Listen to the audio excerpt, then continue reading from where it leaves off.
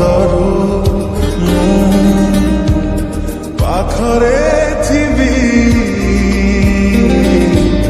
ଖୋଜିବା ଦରୁ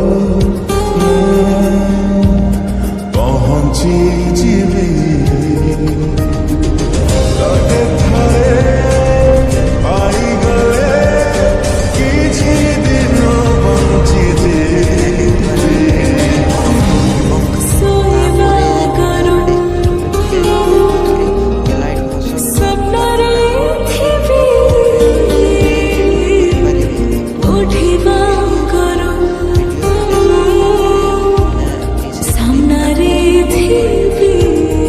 ସେଥିରେ ଆପଣ ଯାହା କିଛି ଚେଞ୍ଜ କରିବାକୁ ଚାହୁଁଛନ୍ତି ତାହା ଚେଞ୍ଜ କରିପାରିବେ ଏବଂ ନ ଚେଞ୍ଜ କରି ମଧ୍ୟ ଆପଣ ତାକୁ ସିଧା ଡାଉନଲୋଡ଼୍ କରିପାରିବେ।